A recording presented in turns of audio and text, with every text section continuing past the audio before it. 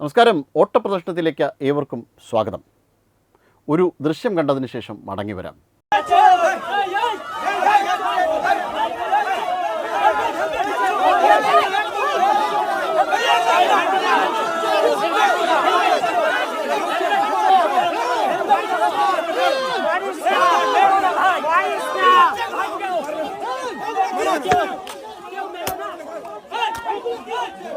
ഒരു കാലത്ത് ബംഗാളിൽ ചോരപ്പുഴ ഒഴുക്കിയ നേതാവാണ് നമ്മൾ കുറച്ചു നേരത്തെ ദൃശ്യങ്ങളിൽ കണ്ടത്. പോസ്റ്റ് പോൾ വയലൻസിന് TMCക്കാരെ പ്രേരിപ്പിക്കുകയും അവിടുത്തെ ഹിന്ദുക്കൾക്കെതിരെ അക്രമത്തിന് പ്രേരിപ്പിക്കുകയും ഒക്കെ ചെയ്ത നേതാവായ അഭിഷേക് ബാനർജി, മമതാ ബാനർജിയുടെ സ്വന്തം അനന്തരവൻ. കണ്ടില്ലേ, ഒരു കോമാളിയെപ്പോലെ ഹെൽമറ്റ് ധരിച്ചുകൊണ്ട് ജനങ്ങൾക്കിടയിലേക്ക് ഇറങ്ങേണ്ട ഗതികേട് വന്നിട്ടുണ്ട്.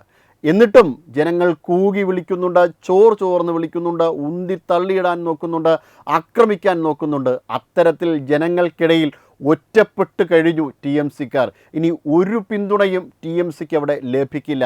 ഉള്ള MLAമാരിൽ പകുതിയിലേറെ BJPയിലേക്ക് പോകുവാൻ വേണ്ടിയിട്ടുള്ള സന്നദ്ധത അറിയിച്ചു കഴിഞ്ഞു. ഏതാനും ദിവസങ്ങൾക്കകം തന്നെ അത് സംഭവിക്കുകയും ചെയ്യും. അത്തരത്തിൽ തന്നെയാണ് ബംഗാളിലെ രാഷ്ട്രീയം കടന്നുപോയിക്കൊണ്ടേയിരിക്കുന്നത്. എന്തായാലും ബംഗാളിൽ TMC മമതാ ബാനർജി ഒറ്റപ്പെട്ട് കഴിഞ്ഞു, അഭിഷേക് ബാനർജിയും ഒറ്റപ്പെട്ട് കഴിഞ്ഞു. ഇനി വരാനുള്ളത് നേരത്തെ ചെയ്ത ചെയ്തികൾക്കെല്ലാം ചേർത്ത് നല്ല ഉഗ്രൻ പണി മാത്രമാണ്. എന്തായാലും അത് ഉടൻ തന്നെ കിട്ടും എന്നുള്ള കാര്യം ഉറപ്പാണ്. ബംഗ്ലാദേശിൽ നിന്ന് എത്രയധികം ആൾക്കാരെയാണ് ഇവർ അതിർത്തി കടത്തി ഇന്ത്യയിലേക്ക് കൊണ്ടുവന്നത്, ബംഗാളിലേക്ക് കൊണ്ടുവന്നത്, അവിടുത്തെ ഹിന്ദുക്കളെ ദ്രോഹിക്കാൻ എന്ന ഒരൊറ്റ ചിന്തയുടെ ഉദ്ദേശത്തിൽ മാത്രം ഇവർ ചെയ്ത ചെയ്തികൾ നമുക്ക് ആലോചിക്കാൻ പോലും പറ്റില്ല. അത്രയേറെ ക്രൂരമായിട്ടാണ് അവിടുത്തെ ഹിന്ദുക്കളെ ഇവർ ദ്രോഹിച്ചത്. ആ മമതാ ബാനർജിയും അഭിഷേക് ബാനർജിയുമാണ് ഇപ്പോൾ ഈ തെരുവീതിയിലൂടെ ജനങ്ങൾ ആട്ടിയും തുപ്പിയും കൊണ്ടുപോകുന്നത്. മമതാ ബാനർജി കുറച്ച് ദിവസങ്ങൾക്ക് മുന്നെയാണ് കോടതിയിൽ വെച്ച് കൂകിയും ചോർ എന്ന് വിളിച്ചുകൊണ്ട് ആക്രോശിച്ചുകൊണ്ട് ജനം അടുത്തോട്ട് വന്നത്. അത്തരത്തിൽ ഇവർ വളരെയധികം ഇകഴ്ത്തപ്പെടുന്നുണ്ട്, കളിയാക്കപ്പെടുന്നുണ്ട് ഇപ്പോഴത്തെ ബംഗാളിൽ.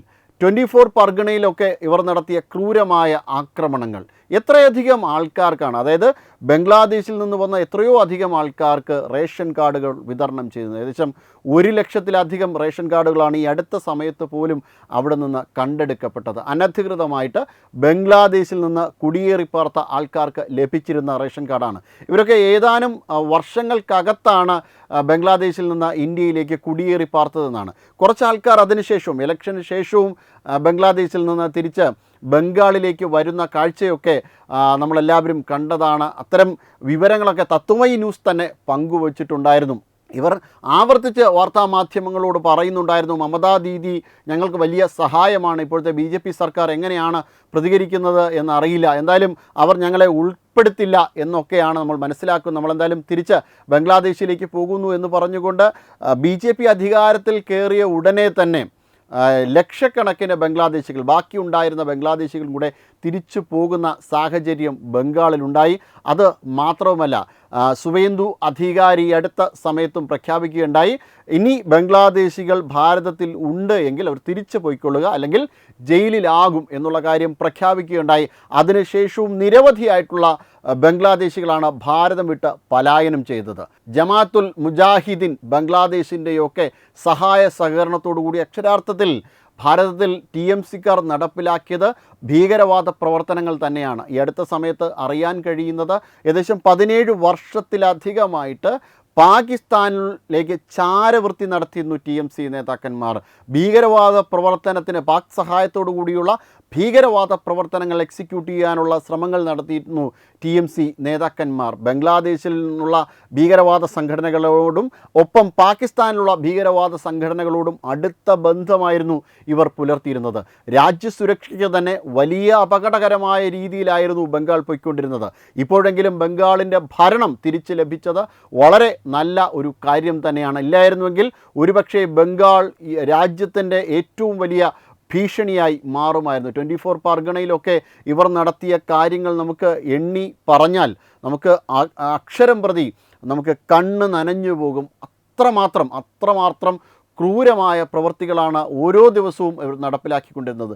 ഷെയ്ഖ് ഷാജഹാനെക്കുറിച്ച് പലതവണ ആവർത്തിച്ച് നമ്മൾ പറഞ്ഞിട്ടുണ്ട്. ഷെയ്ഖ് ഷാജഹാനെ പോലുള്ള ആൾക്കാർ 24 പർഗണയിലെ സ്ത്രീകളെ നിരന്തരം പീഡിപ്പിക്കുമായിരുന്നു. അതോടൊപ്പം തന്നെ ജഹാംഗീർ ഖാൻ ഫാൾട്ട മണ്ഡലത്തിൽ ഇത്തവണയും മത്സരിച്ച ജഹാംഗീർ ഖാനെ പോലുള്ള ആൾക്കാർ എത്രയധികം സ്ത്രീകളുടെ ശാപമാണ് വാങ്ങിക്കൂട്ടിയത്.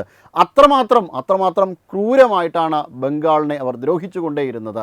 എന്തായാലും ഇതിനൊക്കെയും തീർത്തും എണ്ണി പകരം ചോദിക്കുകയാണ് ജനം. കാണുന്നിടത്ത് വെച്ച് ഇവരെ ആക്രമിക്കുകയാണ്.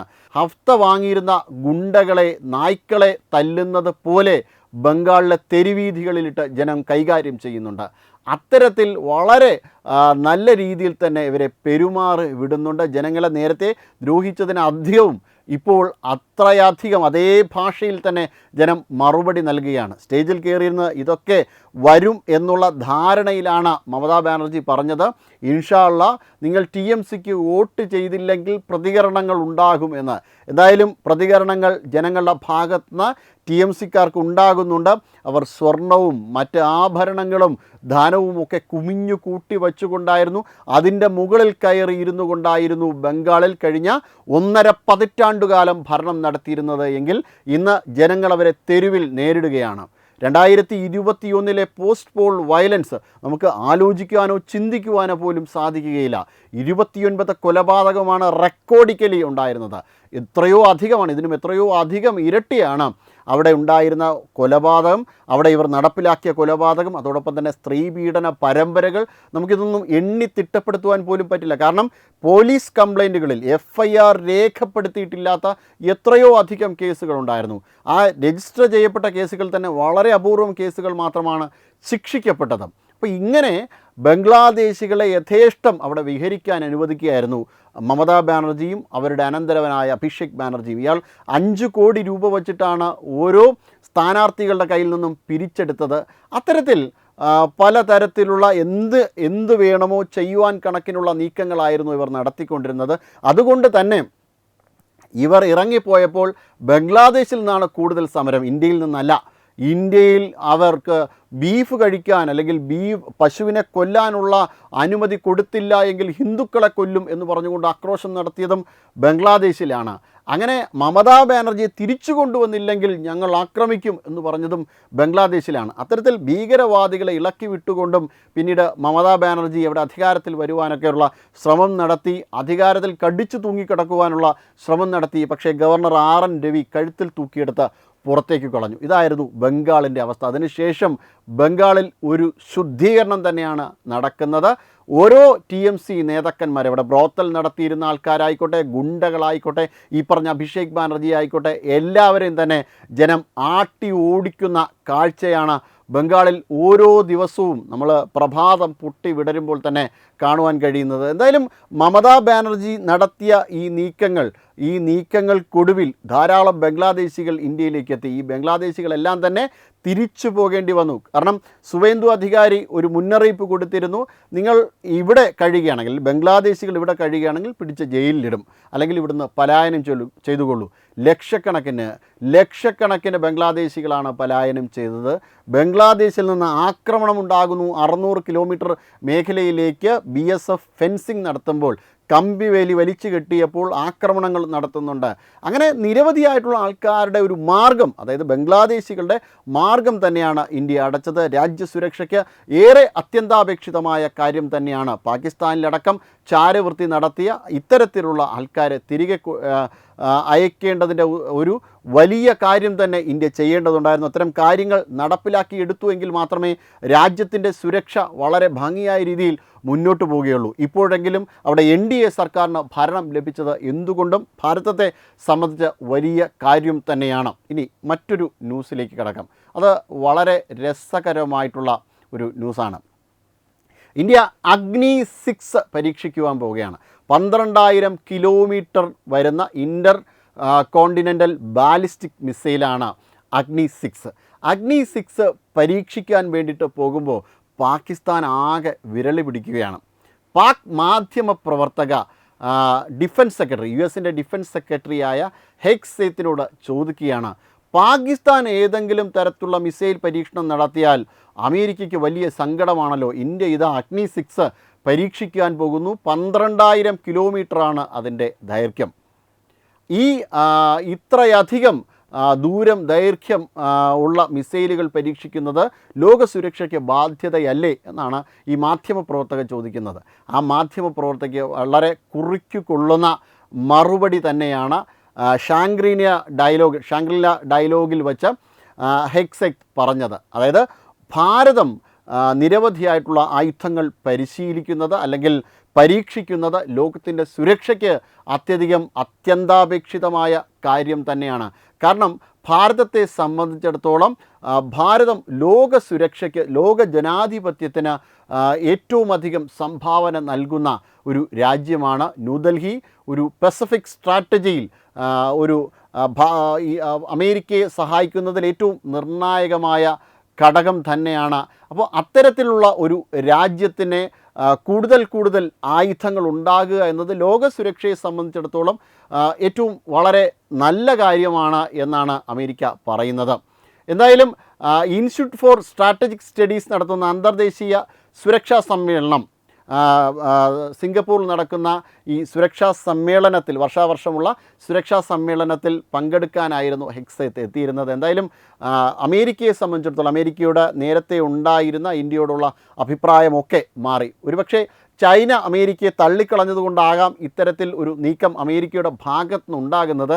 എന്തായാലും അമേരിക്കയുടെ ഭാഗത്തു നിന്ന് ഇത്തരമൊരു നീക്കം ഉണ്ടായിരിക്കുന്നത് വളരെ പോസിറ്റീവായിട്ടുള്ള കാര്യം തന്നെയാണ്. മാർക്കോ റൂബിയോ അടുത്ത സമയത്ത് ഇന്ത്യയിൽ വരുമ്പോഴും കോഡ് മീറ്റിങ്ങിൻ്റെ ഭാഗമായിട്ട് ഭാരതത്തിലെത്തുമ്പോൾ പറഞ്ഞ ഒരു കാര്യമുണ്ട്. പാകിസ്ഥാനാണ് ഒരു ഭീകരവാദ രാജ്യം, ഈ ഭീകരവാദ രാജ്യത്തെ ഉന്മൂലനം ചെയ്യണം എന്ന രീതിയിലുള്ള അഭിപ്രായ പ്രകടനങ്ങളാണ് നടത്തിയത്. നേരെ മറിച്ച് ഇന്ത്യയെ സംബന്ധിച്ചിടത്തോളം ഇന്ത്യ ലോക സുരക്ഷയ്ക്ക് ഏറ്റവും പ്രാധാന്യമുള്ള നിർണായക ശക്തിയാണ്. ഇന്ത്യ പാകിസ്ഥാനെ പോലെയല്ല, അമേരിക്കയെ സംബന്ധിച്ചിടത്തോളം അമേരിക്കയുടെ ഇൻഡിസ്പെൻസബിൾ ഡിഫൻസ് പാർട്ട്ണറാണ്. അമേരിക്കയെ സംബന്ധിച്ചിടത്തോളം ഏറ്റവും അത്യന്താപേക്ഷിതമായിട്ടുള്ള പ്രതിരോധ മേഖലയിലെ സുഹൃത്താണ് ഭാരതം എന്ന് അസന്നിഗ്ധമായിട്ട് പ്രഖ്യാപിച്ചിരിക്കുകയാണ്. ഒരുപക്ഷെ ചൈന ഇത്തരത്തിൽ നേരത്തെ സൂചിപ്പിച്ചതുപോലെ പറയുന്നത് കൊണ്ടും അകറ്റി നിർത്താൻ ശ്രമിക്കുന്നത് കൊണ്ടും ആയിരിക്കാം ഇത്. എങ്കിലും ഇത്തരത്തിലുള്ള അഭിപ്രായ പ്രകടനങ്ങളാണ് അമേരിക്കയുടെ ഭാഗത്തുനിന്നുണ്ടായിരിക്കുന്നത്. ഒരുപക്ഷെ പാകിസ്ഥാനെ അമേരിക്ക അകറ്റി നിർത്തുവാൻ ശ്രമിക്കുന്നത്. പാകിസ്ഥാൻ എന്നതൊരു ഭീകരവാദ രാജ്യമാണ്, അവരുടെ കയ്യിൽ ആണവായുധങ്ങളുണ്ട്. ഇത്തരത്തിലുള്ള മിസൈലുകൾ പരീക്ഷിക്കുമ്പോൾ ലോക സുരക്ഷയ്ക്ക് അത് വലിയ ഭീഷണി തന്നെയാണ്. അവർക്ക് നോ ഫസ്റ്റ് യൂസർ പോളിസി എന്നോ ഒരു പോളിസിയും അവർക്ക് ആണവായുധങ്ങളുമായി ബന്ധപ്പെട്ടിട്ടില്ല.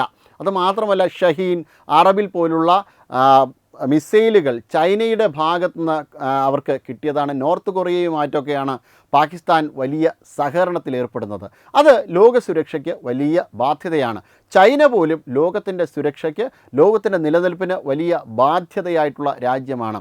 അതുകൊണ്ട് തന്നെ ചൈനയ്ക്കെതിരെ നിലനിൽക്കുവാനായിട്ട് ഭാരതത്തിൻ്റെ പിന്തുണ അമേരിക്കയ്ക്ക് ആവശ്യമാണ്. പക്ഷേ അമേരിക്കയ്ക്ക് ഒരു നിർബാധം പിന്തുണ കൊടുക്കുവാൻ വേണ്ടിയിട്ട് ഭാരതം തയ്യാറാകില്ല. ഭാരതത്തിന് ഭാരതത്തിൻ്റേതായ സ്റ്റാൻഡുണ്ട്. കാരണം അമേരിക്കയെ ഒരു വലിയ സുഹൃത്തായി മാറ്റണമെങ്കിൽ റഷ്യയെ ഭാരതം പിണക്കണം. റഷ്യയെ പിണക്കാനായിട്ട് ഭാരതം തയ്യാറായില്ല. കാരണം ഭാരതത്തിനോടൊപ്പം എല്ലാ കാലത്തും നിലയുറപ്പിച്ച രാജ്യമാണ് റഷ്യ എന്ന് പറയുന്നത്. ഇപ്പോൾ റഷ്യയും ചൈനയുമായിട്ട് അടുത്ത സുഹൃത്തുക്കളാണ്. പക്ഷേ ഭാരതവുമായിട്ട് ഒരിക്കലും റഷ്യ പിണങ്ങുവാൻ തയ്യാറായില്ല. റഷ്യ ഒരു വിശ്വസിക്കാൻ പറ്റുന്ന, ഭാരതത്തെ സംബന്ധിച്ചിടത്തോളം വിശ്വസിക്കാൻ പറ്റുന്ന ഒരു രാജ്യം തന്നെയാണ്. അത്തരത്തിൽ ഒരു രാജ്യം നിലനിൽക്കുമ്പോൾ അമേരിക്കയെ അങ്ങനെ കണ്ട് കൂടെ നിർത്തുവാൻ കഴിയില്ല. കാരണം ഈ അടുത്ത സമയത്ത് തന്നെ അമേരിക്ക വിശ്വസിക്കാൻ കൊള്ളാത്ത ഒരു രാജ്യമാണെന്നും കൂടി തെളിയിച്ചതാണ്. എന്തായാലും ഇന്ത്യയുടെ ആ ഒരു സ്റ്റാൻഡ് പ്രകടിപ്പിക്കുന്നുണ്ട്. അമേരിക്ക അങ്ങനെ അങ്ങ് പൂർണ്ണമായും തള്ളിക്കളയുന്നൊന്നുമില്ല. പക്ഷേ ഭാരതത്തിൻ്റേതായ ആശയവും ഭാരതത്തിൻ്റേതായ ചിന്താഗതിയും വളരെ സ്വതന്ത്രമായി വച്ചു പുലർത്തുന്നുമുണ്ട്. ഭാരതത്തിന് ഒരു വെല്ലുവിളിയാകുവാൻ ചൈനയോ റഷ്യയോ അമേരിക്കയോ ഒന്നും ഇപ്പോൾ വരില്ല എന്ന് നമുക്ക് ഉറപ്പിക്കാം. കാരണം ഇവർക്കറിയാം, ഈ ലോകത്തെ സംബന്ധിച്ചിടത്തോളം അടുത്ത കുറച്ച് കാലത്തിന് ശേഷം ഭാരതത്തിൻ്റെ പിന്നിൽ ഈ രാജ്യങ്ങളൊക്കെയും അണിനിരക്കേണ്ടി വരും. യൂറോപ്പിനെ സംബന്ധിച്ചിടത്തോളം പോലും ഭാരതം വളരെ നിർണായകമായ ശക്തിയായി മാറുന്നത് ലോക സുരക്ഷയ്ക്ക് ഏറ്റവും ഗുണകരമായ കാര്യം തന്നെയാണ്. കാരണം ജനാധിപത്യ രാജ്യമാണ് ഭാരതം. അതോടൊപ്പം തന്നെ ലോകത്തിൽ അങ്ങോട്ട് പോയി ഭാരതം ഒരു രാജ്യത്തെയും ആക്രമിച്ചിട്ടില്ല. അങ്ങനെ ഒരു രാജ്യം ലോകത്തിൻ്റെ നെറുകയിലേക്ക് എത്തുന്നത് ലോക സുരക്ഷയ്ക്ക് വലിയ കാര്യം തന്നെയാണ്. അമേരിക്കയുടെ പാർട്ട്നേഴ്സായ ബ്രിട്ടനോ ജപ്പാനോ ഓസ്ട്രേലിയയോ ഫ്രാൻസിനെയോ പോലും അമേരിക്ക ഈ രീതിയിൽ കണ്ടിട്ടില്ല ഇപ്പോൾ ഭാരതത്തെ കാണുന്നത് പോലെ എന്നതാണ് മറ്റൊരു വസ്തുത. ഭാരതത്തെ ഏറ്റവും അടുത്ത സുഹൃത്തായിട്ടാണ് ഇപ്പോൾ അമേരിക്ക കാണുന്നത്. മാർക്കോ റൂബിയോ ഇവിടെ വന്ന ഇനി കാണാനായിട്ട് ഇടങ്ങളൊന്നുമില്ല. ആ ഇടങ്ങളിലൊക്കെയും പോയി ഭാരതത്തിൻ്റെ പിന്തുണ ആവശ്യപ്പെട്ടിരുന്നു, അപേക്ഷിച്ചിരുന്നു എന്ന് പറയുന്നതായിരിക്കും കൂടുതൽ ശരി. അതായത് അമേരിക്കയെ സംബന്ധിച്ചിടത്തോളം അമേരിക്ക വൃദ്ധനായിക്കൊണ്ടിരിക്കുന്ന ഒരു എക്കണോമിയാണ്. ഭാരതം ഒരു കൗമാര ദിശയിലാണ്. അടുത്ത കാലത്ത് തന്നെ ഭാരതം അമേരിക്കയെ തരണം ചെയ്ത് മുന്നോട്ട് പോവുകയും ലോകത്തിൻ്റെ ഒരു വലിയ ശക്തിയായി, സാമ്പത്തിക ശക്തിയായി, ചൈനയെ പോലും പിന്തള്ളി ഒരു സാമ്പത്തിക ശക്തിയായി മാറുന്നത് ലോകത്തിന് കാണുവാൻ സാധിക്കും. അത് ഉറപ്പുള്ളത് കൊണ്ടാണ് ഈ രാജ്യങ്ങളൊക്കെയും ഭാരതത്തിൻ്റെ ചുറ്റും തിരിയുന്നത്, ഭാരതത്തിൻ്റെ ഗൃഹങ്ങളായിട്ട് മാറുന്നത്. അതായത് സൂര്യൻ്റെ ചുറ്റും ഗൃഹങ്ങൾ തിരിയും പോലെ ഭാരതത്തിനെ ഇവർ വലം വയ്ക്കുന്നതും അതുകൊണ്ടൊക്കെ തന്നെയാണ്. ചൈനയെ ഒരു കാരണവശാലും ലോകത്തിന് പിന്തുണയ്ക്കുവാൻ കഴിയില്ല. കാരണം ബെൽറ്റ് റോഡ് ഇനിഷ്യേറ്റീവിലൂടെയൊക്കെ ലോകത്തിനെ പ്രതിസന്ധിയിലാക്കുവാൻ വേണ്ടിയിട്ടാണ് ചൈന ശ്രമം നടത്തിയത്. ഭാരതത്തിൻ്റെ ഭാഗത്ത് നിന്ന് അത്തരം നീക്കങ്ങളൊന്നും തന്നെ നടക്കില്ല. ഭാരതം എല്ലാ സമയത്തും ലോകത്തെ മുന്നോട്ട് നയിക്കുവാനും ലോകത്തിൻ്റെ സമാധാനത്തിനും വേണ്ടി ആഗ്രഹിക്കുന്ന രാജ്യം തന്നെയാണ്. Web desk Tatwamayi news.